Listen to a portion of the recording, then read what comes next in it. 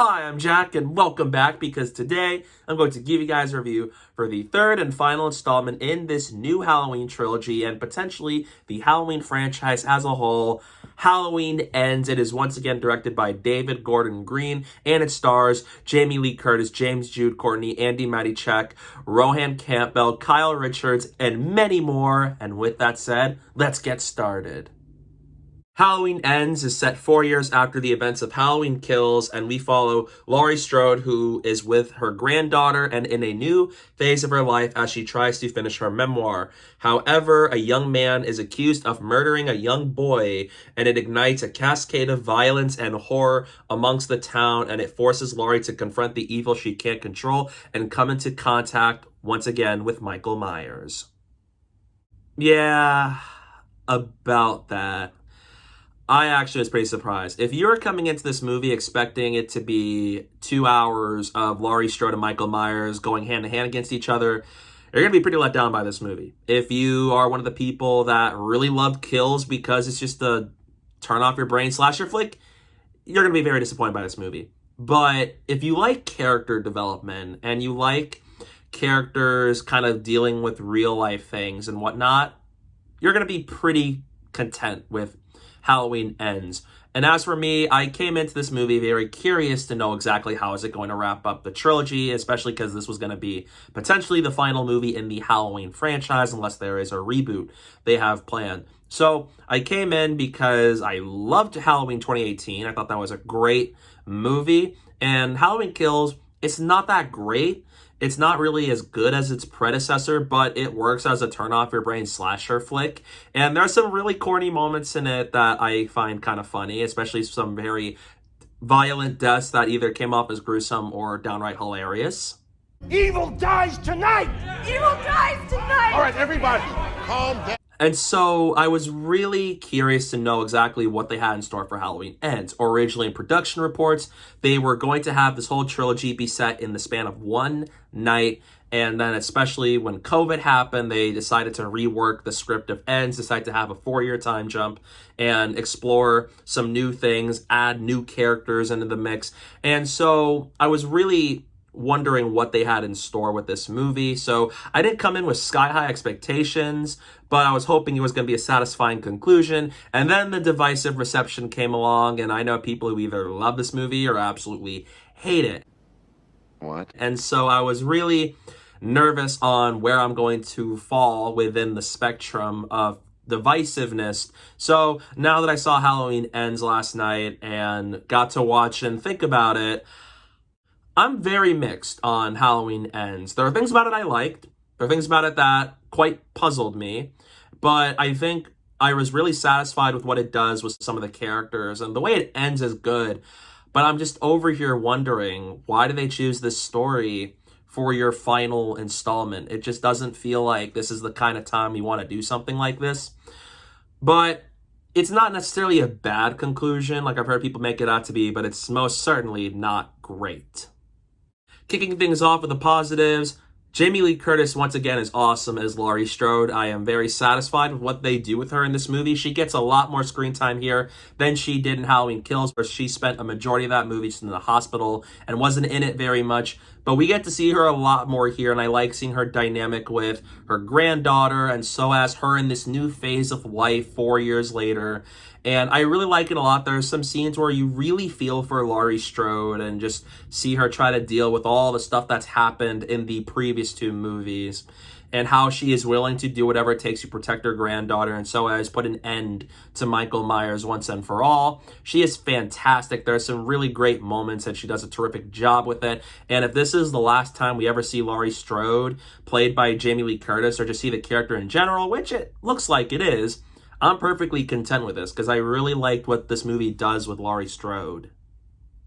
The actors did a really good job. I really liked Cunningham, played by Rohan Campbell. I think Rohan did a really good job as his character. We see the pain and just all the trauma he's gone through over this movie because of things that happened to him in the movie. And I liked his dynamic with some of the characters and how he plays off of everybody.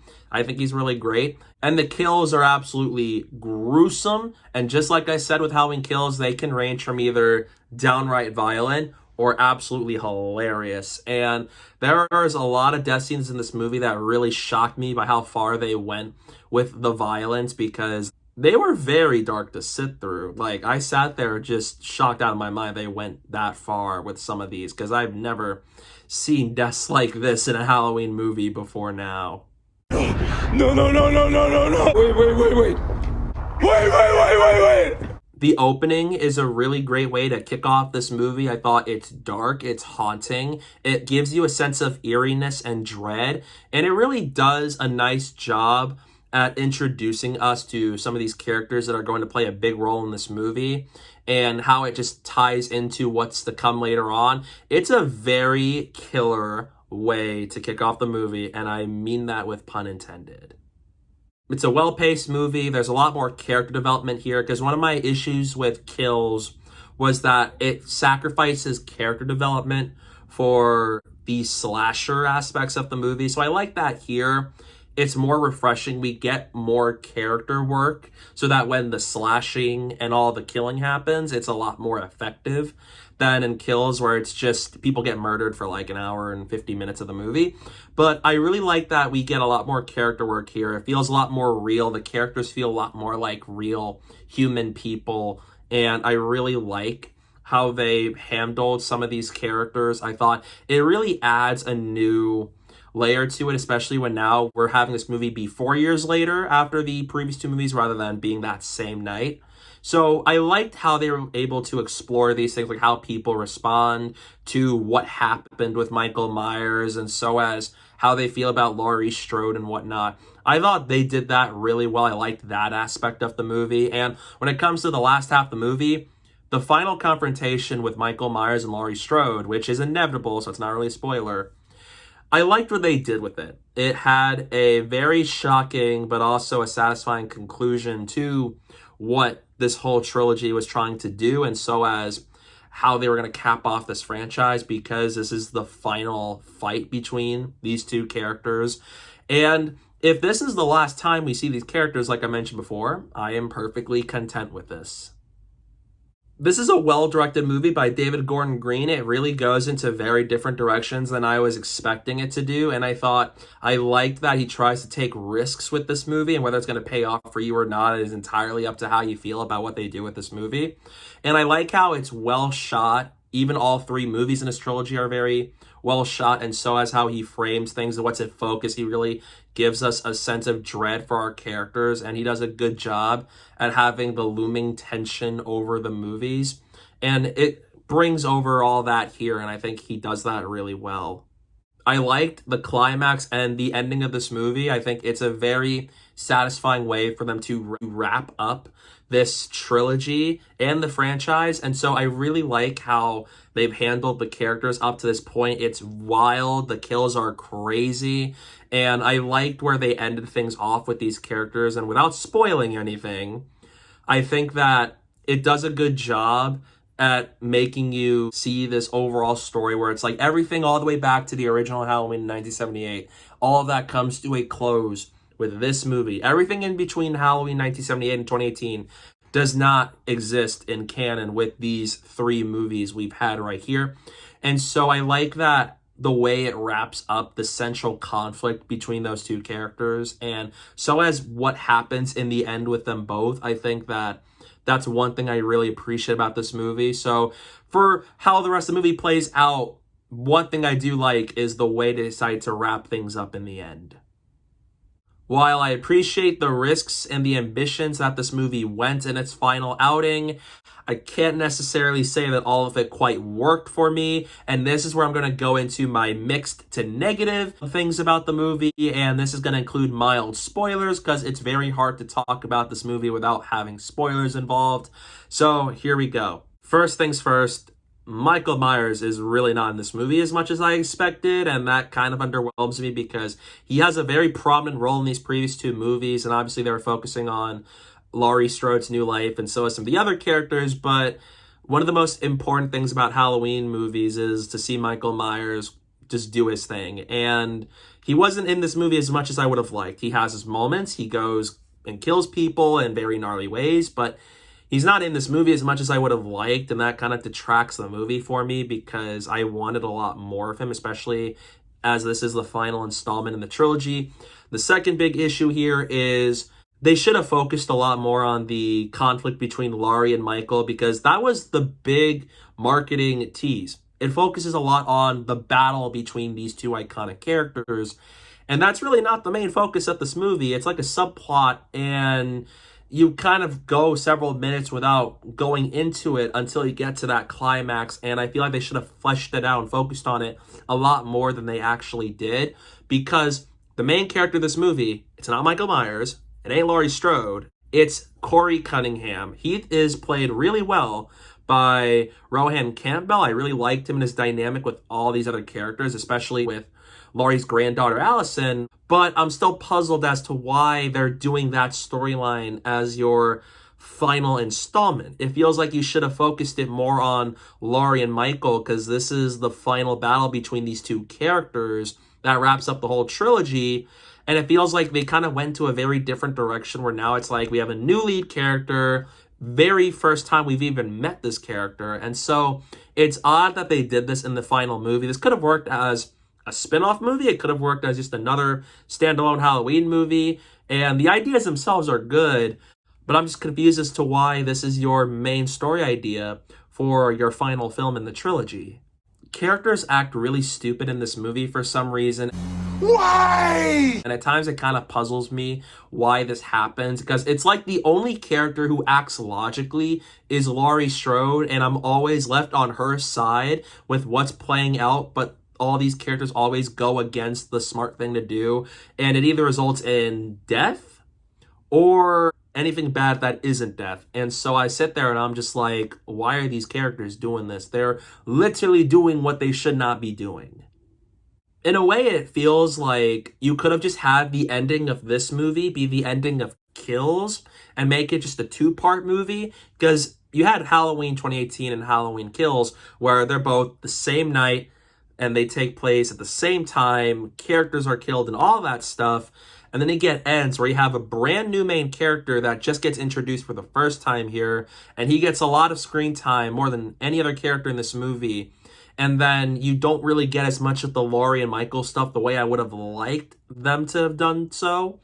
And so it feels like they should have just saved this Corey storyline for like a Halloween spin-off movie, like an anthology film with a character, because they start to have this brand new idea with the Halloween franchise with Corey. And the idea itself is good, but it's just a little bit weird they're doing it in this movie of all ideas.